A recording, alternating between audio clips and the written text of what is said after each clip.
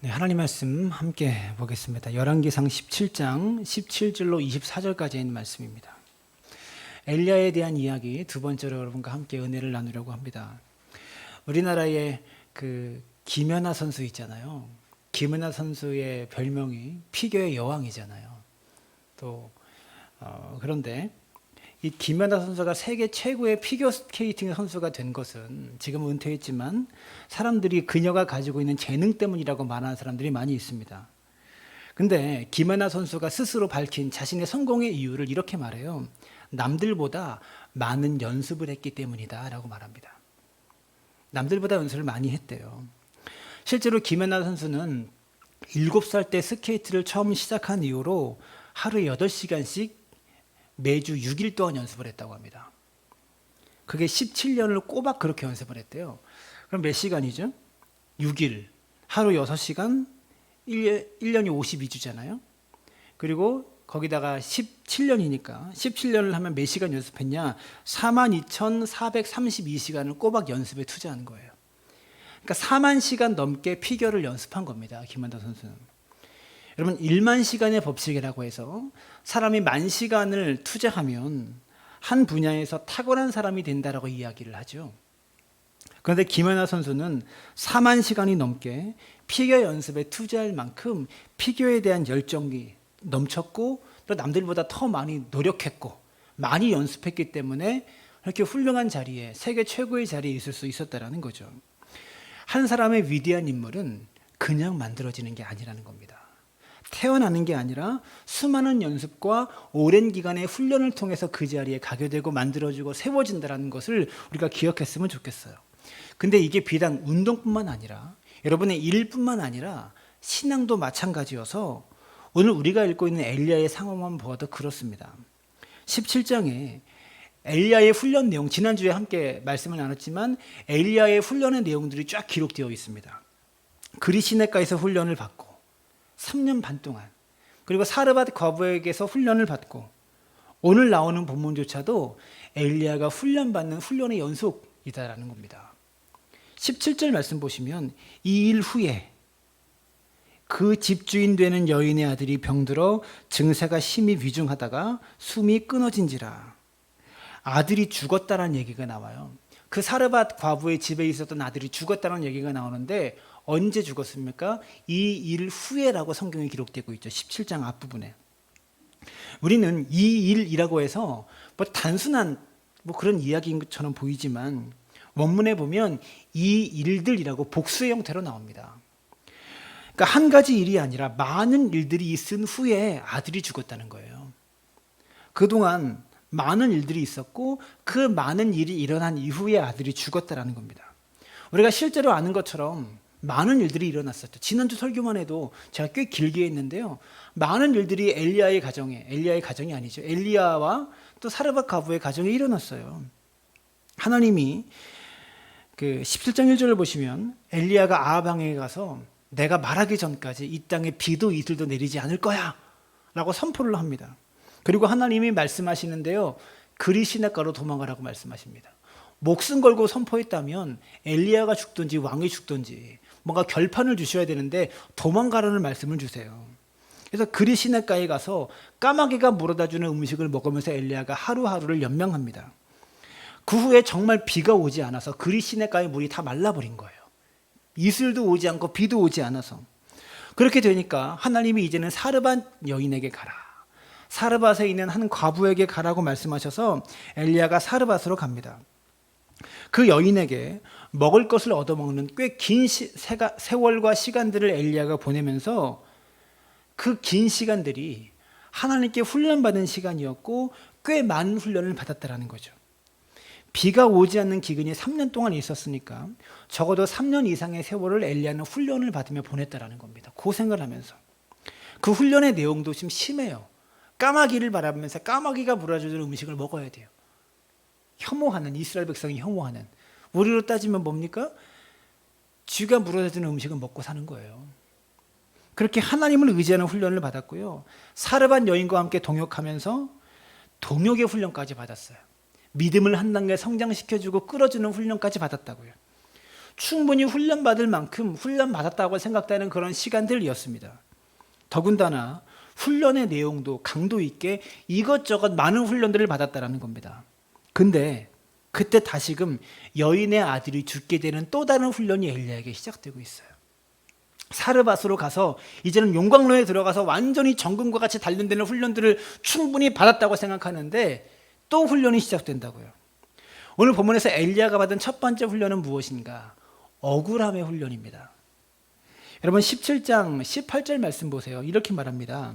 여인이 엘리야에게 이르되 하나님의 사람이여 당신이 나와 더불어 무슨 상관이 있기로 내 죄를 생각나게 하고 또 내 아들을 죽게 하려고 내게 오셨나이까.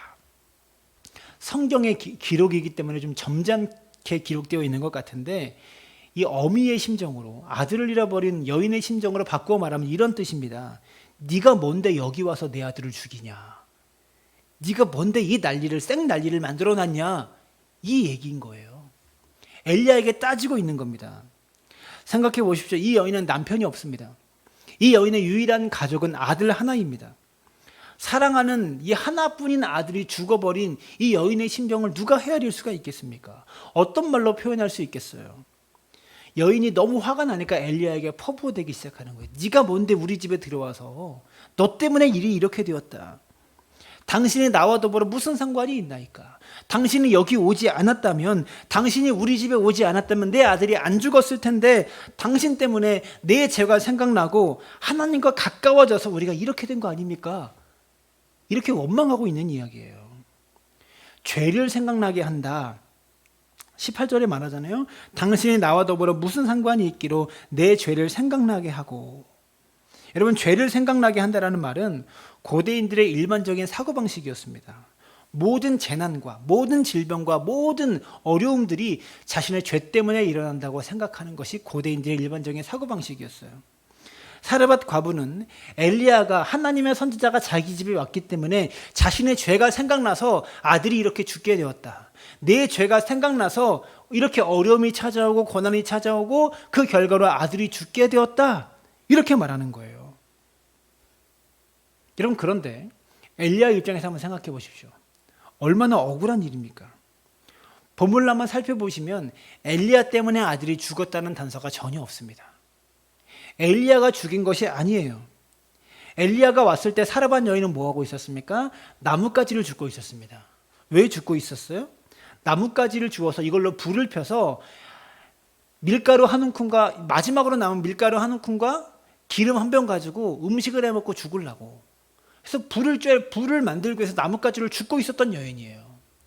나뭇가지를 주워서 먹고 죽으려고 했던 그런 여인입니다. 그런데 엘리야가 와가지고요, 병에 기름이 마르지 않고 통에 가루가 마르지 않는 놀라운 기적을 경험하게 돼요. 그래서 지금까지 계속 먹고 살 수 있도록, 그때 한 번 먹고 죽지 않고 지금까지 계속 먹고 살 수 있도록 하나님의 기적을 경험하게 해줬다고요, 엘리야가. 여러분, 그러면 엘리야에게 감사해야 되는 것 아닙니까? 고마워해야 되는 것 아니겠습니까? 더군다나 엘리야가 아들을 죽였습니까? 엘리야의 입장에서는요, 아들이 죽은 것이 엘리야와는 전혀 상관이 없는 그런 이야기예요. 그런데 엘리야를 앞에 두고 사르밧 여인은 당신 때문에 이 일이 내게 벌어졌다라고 지금 원망하고 있는 거예요. 이게 엘리야 입장에서는 굉장히 억울한 일이라는 겁니다. 얼마나 억울하겠어요. 사르밧 여인이 오히려 엘리야에게 감사해야 되는 그런 상황인데 오히려 원망을 받고 있는 이 상황, 억울하게 부당한 대우를 받고 있는 이 상황이 하나님이 지금 엘리야를 훈련시키고 있는 상황이다라는 겁니다. 사랑하는 여러분, 하나님은 많은 경우에 우리 성도들을 억울함을 가지고 또한 부당한 대우를 가지고 훈련시킨다는 것을 여러분들이 기억할 수 있었으면 좋겠습니다. 그리고 인생을 살다 보면 제일 힘든 훈련이 바로 이 훈련입니다. 돈이 모자라서 가난해서 겪는 훈련도 힘들어요. 그것도 괴로운 훈련이지만 내가 굶으면 되잖아요. 없이 살면 되니까 조금 참을만 합니다.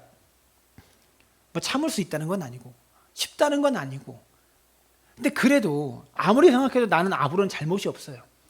내가 잘못한 게 없는데 일이 이상하게 꼬여가지고 그 모든 잘못이 다 내 탓으로 돌아올 때 우린 견디기가 힘들어요.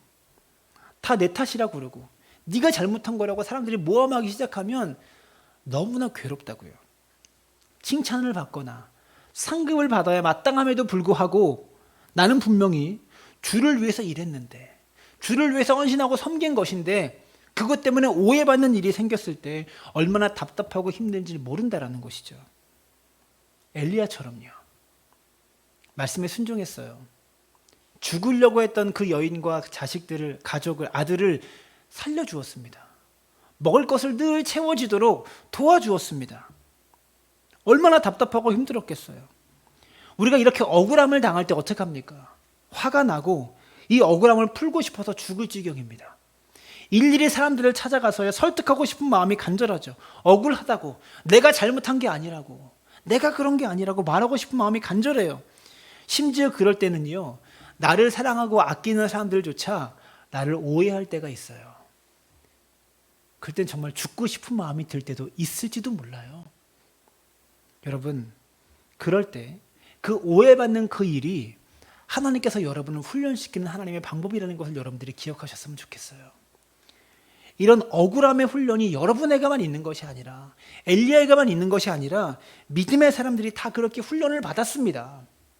대표적인 예로 사도 바울을 들 수 있어요. 바울은 다메섹 도상에서 부활하신 예수님을 만나고 나서 사도의 직분을 받았습니다. 그때부터 바울이 사도의 직분을 감당하기 시작합니다.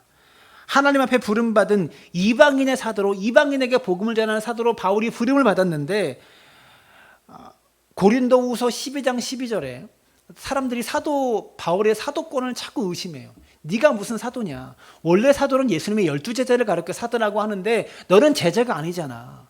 부활하신 주님 만난 것뿐이잖아. 그 사람들이 바울에게 사도가 아니라고 자꾸 그러는 거예요. 얼마나 억울하고 화가 나겠어요. 사도로서 이렇게 많은 일들을 감당했는데. 그래서 바울이 자신이 사도라는 증거를 밝혀요. 그 증거가 뭐냐? 고린도후서 12장 12절에 이렇게 말합니다. 사도의 표가 된 것은 내가 너희 가운데서 모든 참음과 표적과 기사와 능력을 행한 것이라. 바울은 내가 사도라는 표가 있는데, 증표가 있는데 그 증표가 무엇이라고 합니까?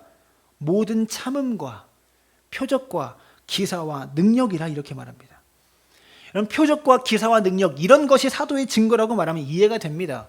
하나님의 사도니까 표적이 나타나고 기적이 나타나고 어떤 능력이 나타나는 것, 그러면서 내가 사도라고 그러면 저 사람은 진짜 사도 맞아, 예수님의 제자 맞아, 대단한 사람이야 라고 말할 수 있습니다. 근데 바울은 자신이 사도가 된 증거에 첫 번째로 뭐를 꼽습니까? 모든 참음을 꼽아요. 내가 사도인 이유는 참기 때문이다, 이렇게 말하고 있는 거예요.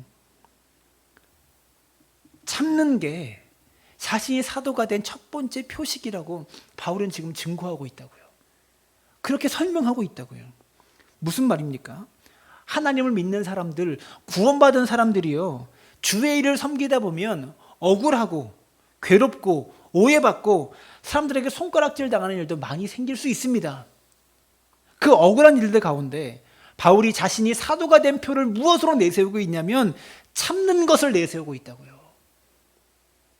다시 말해서 여러분, 우리가 하나님 앞에서 인정받는 사람은 어떤 사람인가? 오해받고 억울한 일이 있어도 사람들을 설득해서 사람들과 얘기해서 이 문제를 풀어내려는 것이 아니라 하나님 앞에 오래 참고 견디는 사람을 하나님께서 인정하는 사도다, 하나님이 인정하는 사람이다라고 말하고 있는 거예요. 예수님은 어떻게 하십니까? 예수님께서 십자가에 달려 죽으신 것은 예수님 자신의 죄 때문이 아니었습니다. 우리 죄 때문이셨습니다.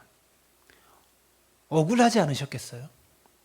예수님 죄가 없으신 분인데 바로 우리의 죄 때문에 예수님이 십자가에 달리셨다고요. 그리고 십자가를 짊어지고 가실 때 온갖 멸시와 천대를 받으셨습니다. 그렇게 멸시를 당하고 모욕을 당하시면서 예수님은 침묵하셨습니다. 사람들을 설득하지 않아, 내가 그런 게 아니야, 내가 잘못한 게 아니야, 설득하지도 않으셨고 한마디도 안 하셨어요. 이게 나 때문이 아니라 이게 다 니들 때문이다 라고 화내지도 않으셨어요. 입을 열지 않으셨습니다. 제가 분명하게 예언할 수 있습니다. 여러분의 인생에 억울한 일이 생깁니다. 앞으로 인생을 살면서 분하고 억울한 일이 여러분에게 분명히 생길 거예요. 그냥 억울한 정도가 아니라 속 터지고 답답하고 분통해서 막 가슴이 터져버릴 것 같은 억울함들이 분명히 여러분의 인생 속에 앞으로 있을 거예요. 왜냐하면 이 세상이 여러분을 가만두지 않습니다. 그리 만만한 세상이 아니라는 겁니다. 예수님은 마태복음 5장에 기록된 팔복에서 이렇게 말씀하셨습니다. 5장 11절과 12절인데요. 나로 말미암아 너희를 욕하고 박해하고 거짓으로 너희를 거슬러 모든 악한 말을 할 때에 너희에게 복이 있나니 기뻐하고 즐거워하라. 하늘에서 너희 상이 큼이라. 너희 전에 있던 선지자들도 이같이 박해하였느니라. 누구 때문에 박해를 받습니까? 나로 말미암아. 즉 예수님 때문에 박해를 받는다는 겁니다. 내가 잘못해서가 아닙니다. 내가 죄를 지었기 때문에 욕먹는 것이 아닙니다. 예수님 때문에 욕먹고 박해를 받으면 너에게 복이 있다고 말하고 있는 거예요. 사랑하는 여러분, 내 의도와 다르게 나는 섬기려고 한 건데, 나는 헌신하려고 한 건데 억울한 일이 분명히 생길 때 참으십시오.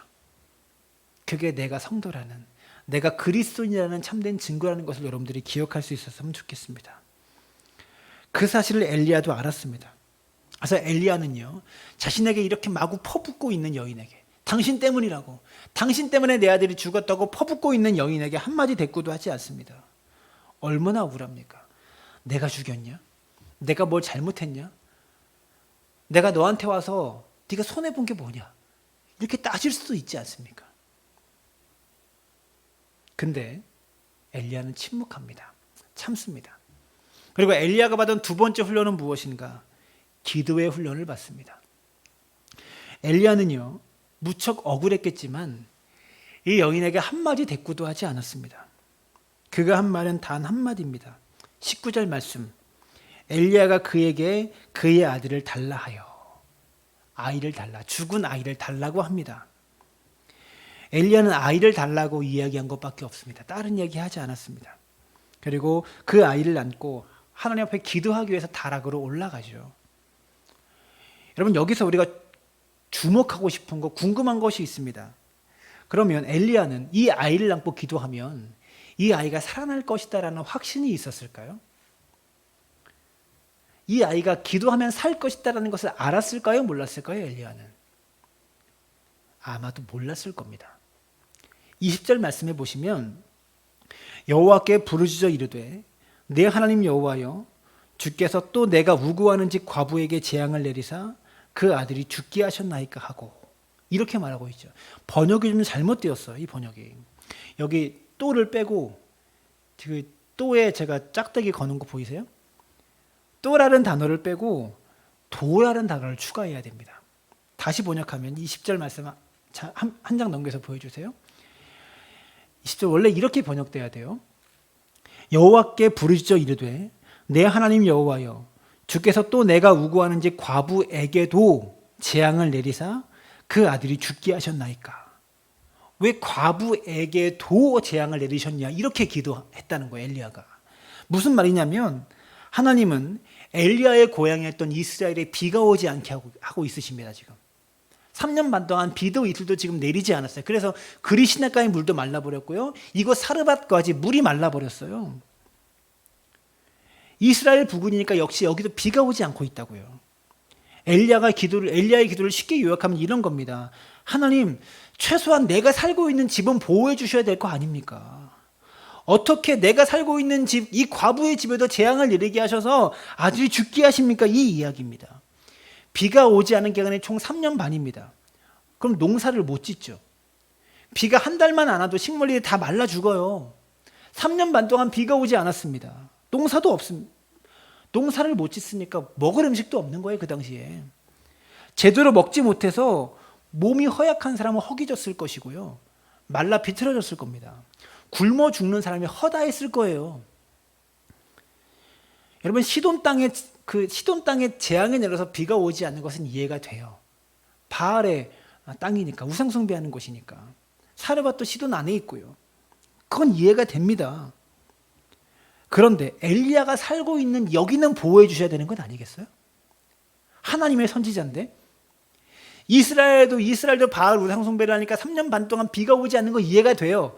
그리고 이거 사르바 시돈 땅도 바알 신의 본거지니까 여기서 재앙이 내려서 비가 오지 않는 것 이해가 된다고요. 사람들이 굶어 죽어가는 거 이해가 돼요. 근데 최소한 엘리야가 살고 있는 집은 물을 주시던가 먹을 것을 좀 많이 주시던가 비가 내리지 않게 하셔야죠.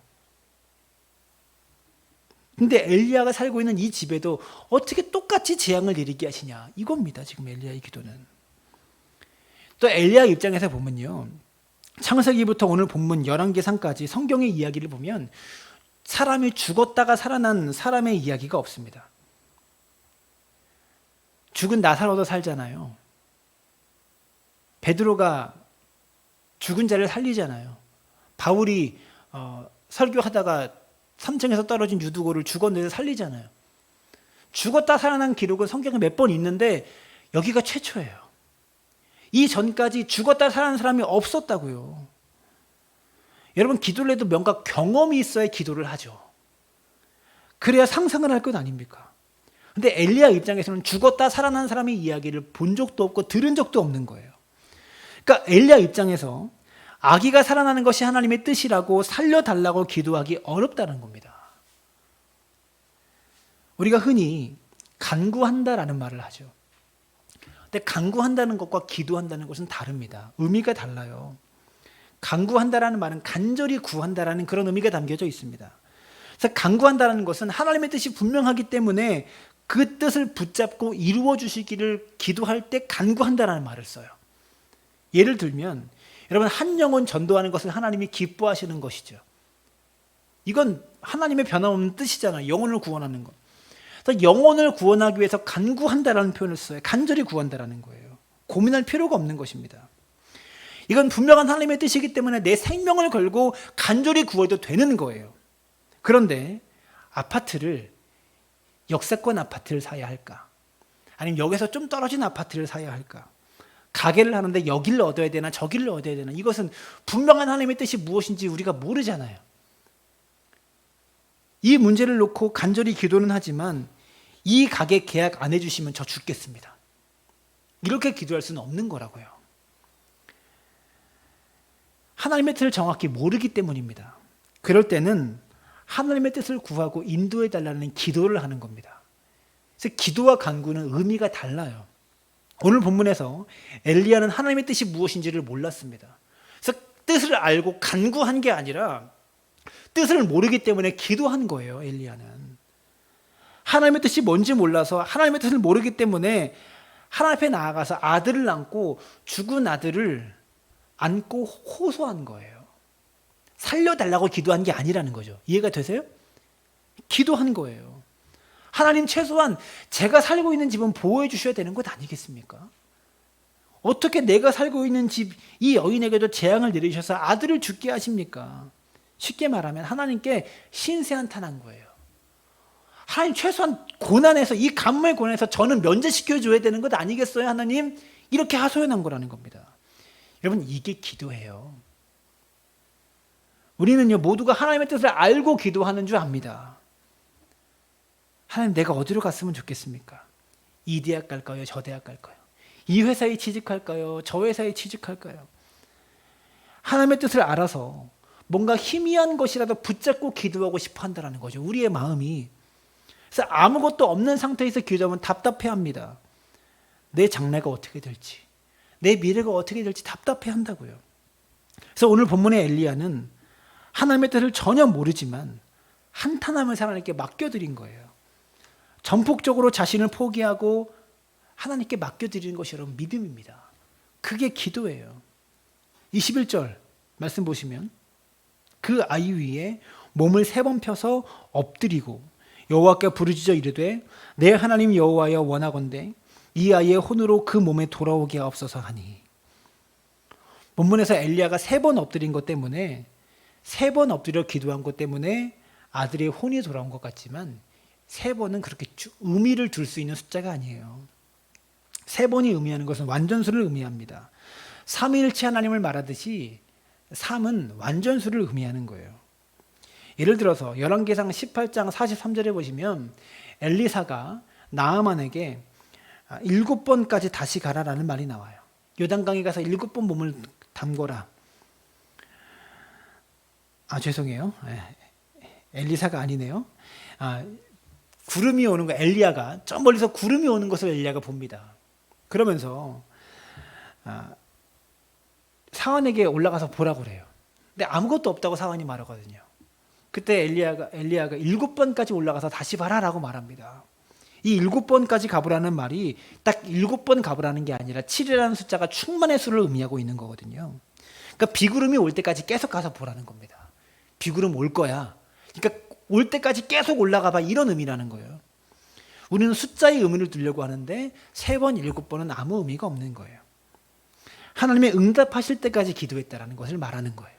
말하고 싶은 것은 하나님이 주실 때까지 내 전부를 내어놓고 전적으로 하나님께 맡기며 기도한다는 의미가 3과 7이라는 숫자에 담겨있는 의미라는 겁니다. 엘리야가 특별한 영역이 있어서 아이가 살아날 것을 믿고 기도했기 때문에 응답되었을 것이라고 생각하는데 아닙니다. 엘리야는 아들이 살아날지 아니면 죽은 채로 있을지 몰랐습니다. 뭐가 하나님의 뜻인지 몰랐다라는 거예요. 엘리야가 전적으로 하나님께 이 아이의 문제를 맡기고 기도했기 때문에 아이의 혼이 돌아온 것이죠. 그리고 엘리야가 받은 3번째 훈련은 무엇인가? 3번째로 엘리야가 이제야 하나님께 인정을 받습니다. 오늘 본문의 핵심은 아들이 살아난 게 핵심이 아니라 24절의 핵심이에요. 그렇게 끝까지 기도하는 엘리야의 모습, 하나님의 뜻이 무엇인지를 모르지만 끝까지 하나님을 붙잡고 기도하는 엘리야의 그 모습을 하나님이 인정해 주시는 장면입니다. 24절 보세요. 여인이 엘리야에게 이르되 내가 이제야 당신은 하나님의 사람이시오 당신의 입에 있는 여호와의 말씀이 진실한 줄 아노라. 우리가 주목해 보아야 할 것이 이제야 당신은 하나님의 사람이다라는 말입니다. 하나님은 사르밧 여인의 이 입을 통해서 엘리야를 지금 인정해 주고 계신 거예요. 엘리야의 말로 정말 하나님의 사람이다라고 인정해 주고 있는 겁니다. 훈련을 받고 계속 훈련을 받고 있는 중에 이제 정말 네가 하나님의 사람이 되었다라고 하나님이 인정해 주고 있다는 거죠. 사랑하는 여러분, 하나님은 우리를 언제까지 훈련시키시는가?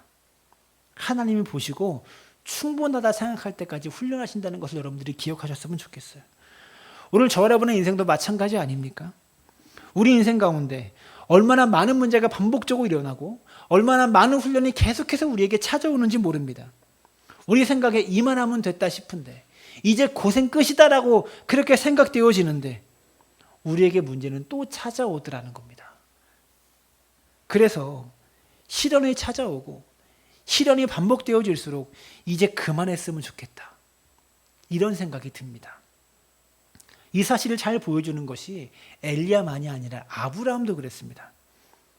창세기 22장을 보면 아브라함이 모리아 산에서 이삭을 제물로 바치는 장면이 나와요.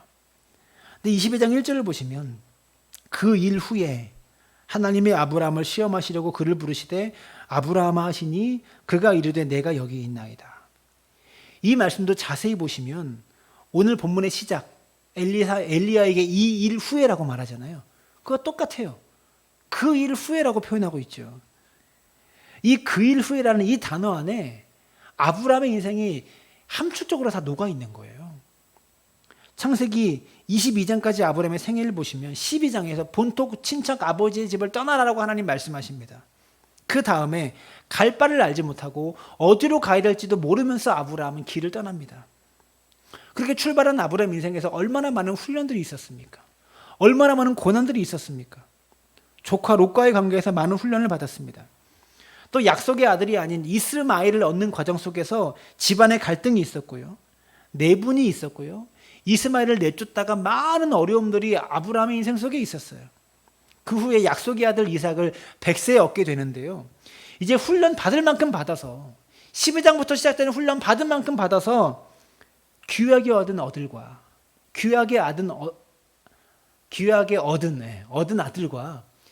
이제 행복하게 인생을 살면 되는 것 같은데 창세기 22장 말씀에 이제 그 아들을 하나님이 바치라 말씀하십니다. 또 다른 시험을 하나님이 준비해 놓고 계셨던 거예요. 우리 생각 같아서는 이제 훈련 끝나고 이제 평탄한 삶이 놓여졌구나, 하나님의 복이 우리에게 놓여졌구나, 그렇게 될 것 같은데 하나님 다시금 아브라함에게 훈련을 준비시켜 놓고 계셨다라는 거죠. 창세기 22장 12절은 이렇게 말합니다. 사자가 이르시되 그 아이에게서 내 손을 대지 말라. 그에게 아무 일도 하지 말라. 내가 내 아들 내 독자까지도 내게 아끼지 아니하였으니 내가 이제야 내가 하나님을 경외하는 줄을 아노라. 뭐라고 말씀하십니까? 아브라함이 아들을 내어놓은 것을 보니까 이제야 내가 하나님을 경외하는 줄 알겠다. 이제야 네가 하나님의 사람인 줄 알겠다고 하나님이 인정해 주셨다는 겁니다. 오늘 본문의 엘리야처럼 우리 생각에서 이미 충분한 것 같은데 이미 훈련 받을 만큼 받았다고 생각하는데 하나님이 훈련하신 기준이 있다는 거예요. 하나님이 원하시는 수준이 있다는 겁니다. 그 수준에 도달하기까지 우리를 향한 훈련을 하나님은 계속 하시면서 우리를 하나님의 사람으로 다듬어 가시고 만들어 가신다는 것을 여러분들이 기억하셨으면 좋겠어요. 이 훈련의 수준에 대해서 야고보서는 이렇게 말합니다. 1장 2절은 내 형제들아 너희가 여러 가지 시험을 당하거든 온전히 기쁘게 여기라. 4절은 또 이렇게 말하죠. 인내를 온전히 이루라. 이는 너희로 온전하고 구비하여 조금도 부족함이 없게 하려 함이라. 무슨 말입니까? 시험이 오는데 여러 가지 시험이 온다는 겁니다. 시험 하나만 오는 게 아니라 오고 또 온다는 거예요. 이 시험들이 자꾸 오는 이유가 무엇입니까? 이 시험들을 다 통과하여 우리가 온전하고 구비하여 조금도 부족함이 없는 성숙된 수준의 믿음의 사람으로 세워지기를 하나님이 원하셔서 계속 훈련을 우리에게 주신다는 거죠. 천호식품이라는 회사에 김영식 회장님의 이야기를 하고 마치도록 하겠습니다. 천호식품이 뭐하는 회사인가? 이 광고 아십니까? 남자한테 참 좋은데, 남자한테 진짜 좋은데 어떻게 표현할 방법이 없네 라는 광고 여러분 기억하시죠? 그 광고의 회장님이세요. 이분에 대한 이야기가 안 좋은 얘기도 많고 정치 편향적인 얘기도 많은데 설교 예어로 쓰는 거니까 한 부분만 쓰는 거니까 이해하시기를 바라요. 그분이 100년 IMF 전만 해도 부산에서 100대 재벌이었대요. 부산 안에서 100대 부자에 꼽혔던 부자였다고 합니다.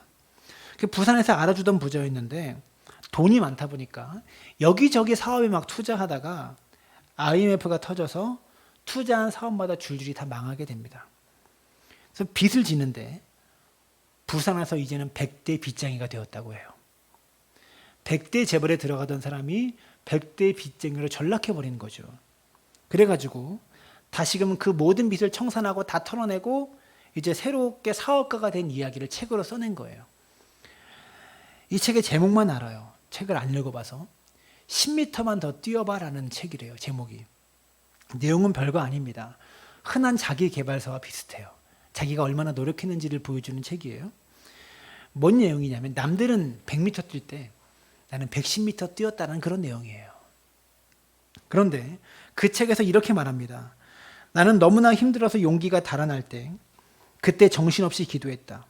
왜냐하면 그렇게 하지 않으면 도저히 버틸 수가 없었기 때문이다. 안타까운 것은 무엇이냐면 많은 사람들이 하나님의 훈련을 받으면서 낙오해버리고 포기해버리는 바람에 이제야 내가 하나님의 사람인 줄 알겠다. 이렇게 하나님의 인정을 받지 못하고 낙오해버리는 사람이 많다는 겁니다. 하나님이 훈련하신 다음에 이제야 알겠다라고 인정하신 순간이 언젠가는 오는데 거기까지 가지 못하고 포기하고 낙심해버리는 사람이 많이 있다는 거죠. 사랑하는 여러분, 포기하지 맙시다. 그리고 10m만 더 뛰어봅시다. 포기하지 말고 10m만 더 달려보자고요. 그러다 보면 하나님이 이제야 내가 하나님의 사람인 줄 알겠다라고 인정하시는 때가 온다라는 것을 기억할 수 있게 되기를 바랍니다. 오늘 예배하는 우리 사랑나무교회 모든 성도님들이 이 하나님의 훈련을 포기하는 사람들이 아니라 끝까지 인내함으로 이제야 내가 하나님의 사람임을 알겠다고 인정받는 믿음의 사람들 되어지시기를 주님의 이름으로 축원합니다.